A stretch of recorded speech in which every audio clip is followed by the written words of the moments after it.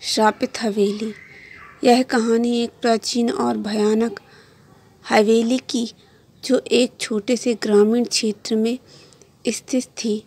गांव का नाम था मृत्यु की नगरी और इस गांव की पहचान उस खतरनाक हवेली से होती थी।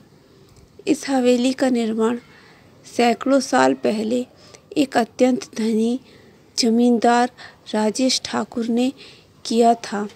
राजेश ठाकुर अपने समय का एक निर्गम व्यक्ति था।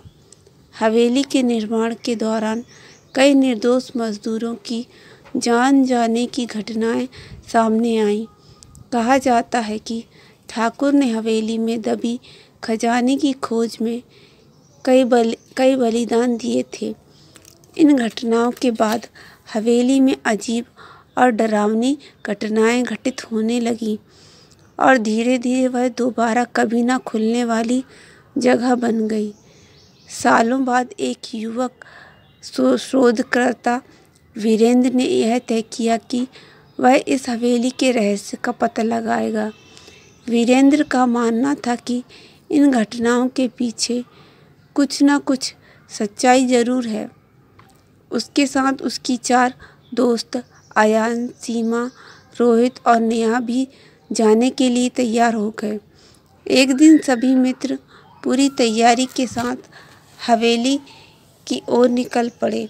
हवेली पहुंचते ही उनकी आंखों के सामने एक विचित्र दृश्य था। टूटे फूटे दरवाजे, खिड़कियां पर जाले, बड़ी बड़ी दीवारें और चारों तरफ सन्नाटा। हवेली के दरवाजे पर पहुंचकर वीरेंद्र ने अपनी मशाल जलाई और सब अंदर की ओर बढ़ गए। जैसे ही उन्होंने हवेली में कदम रखा, चारों ओर सन्नाटा बढ़ गया। हल्की हल्की ठंडी हवाएं चलने लगी। उन्होंने हवेली के विभिन्न हिस्सों की जांच शुरू कर दी। हर कक्ष में अजीब और डरावनी चीज़ें थीं। टूटे हुए फर्नीचर, जमीन पर खून के धब्बे और दीवारों पर अजीब से निशान।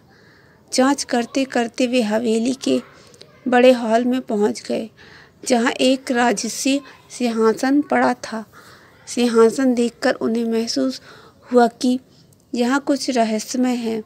जैसे ही उन्होंने सिंहासन को छुआ, पूरा कक्ष अंधेरे में डूब गया और हवा में ठंडक बढ़ गई। अगले ही पल एक भूतिया आकृति उनके सामने प्रकट हुई। आकृति राजेश ठाकुर की आत्मा थी। आत्मा क्रोधित आवाज में कहा, इस हवेली में तुम्हारा स्वागत है, लेकिन जो भी मेरे रहस्यों को जानने का प्रयास करेगा, उससे मुझसे सामना करना पड़ेगा। वीरेंद्र और उसके दोस्त डर गए, लेकिन उन्होंने साहस दिखाया। वीरेंद्र ने आत्मा से पूछा, हम यहाँ सच जानने आए हैं। तुम्हें किसी विशेष कारण से शापित किया गया है। हम कैसे मदद कर सकते हैं? आत्मा ने बताया, मुझे मेरे कुकर्मों की सजा मिली है। मैंने कई निर्दोषों की बलि दी है। अगर तुम मेरे हाथों मरे गए निर्दोषों की आत्मा को शांति दिला सकते हो, तो मैं भी इस श्राप से मुक्त हो सकता हूँ। वीरेंद्र और उसके दोस्तों ने आत्मा की बात मानी और ठान लिया कि वे निर्दोषों की आत्मा को शांति दिलाने के लिए कुछ भी करेंगे।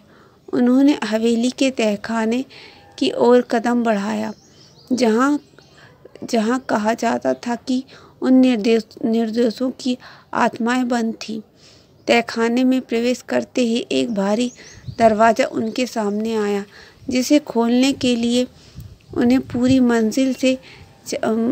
ऊपरी मंजिल से चाबी लानी पड़ी।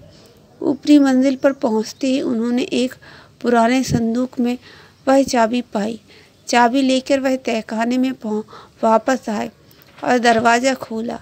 जैसे ही दरवाज़ा खुला, उनके सामने भयानक दृश्य प्रकट हुआ। तहखाने के अंदर खून के धब्बे से सनी दीवारें, भूमि और जगह जगह हवेली के निर्माण के दौरान मरे गए मजदूरों की आत्मा गूंज रही थी। आत्माएं बहुत दुखी थी और उनके चेहरों पर दर्द झलक रहा था। वीरेंद्र ने आत्माओं से बात की और उन्हें शांति दिलाने का आश्वासन दिया। वीरेंद्र और उसके दोस्त ने आपस में आसपास के मंदिर से पवित्र जल और मंत्र लेकर आत्माओं की शांति के लिए पूजा की। पूजा के बाद आत्मा के चेहरे पर शांति झलकने लगी और वे धीरे धीरे अदृश्य हो गई। आत्मा के शांति प्राप्त करने के बाद राजेश ठाकुर की आत्मा फिर से प्रकट हुई और कहा, तुम्हारे इस नेक काम से मुझे भी शांति मिली है। मेरी आत्मा अब मुक्त हो रही है। राजेश ठाकुर की आत्मा ने वीरेंद्र और उसके दोस्तों को धन्यवाद कहा और हमेशा के लिए अदृश्य हो गया। हवेली से भूतिया गतिविधियाँ समाप्त हो गई और गांव में फिर से शांति का माहौल लौट आया। वीरेंद्र और उसके दोस्त की साहसिकता और निष्ठा ने हवेली के रहस्य को उजागर किया और वहां की आत्माओं को शांति दिलाई। इस घटना के बाद श्रापित हवेली अब शांति हवेली के नाम से जानी जाने लगी और वीरेंद्र और उसके दोस्तों की कहानी हमेशा के लिए यादगार बन गई।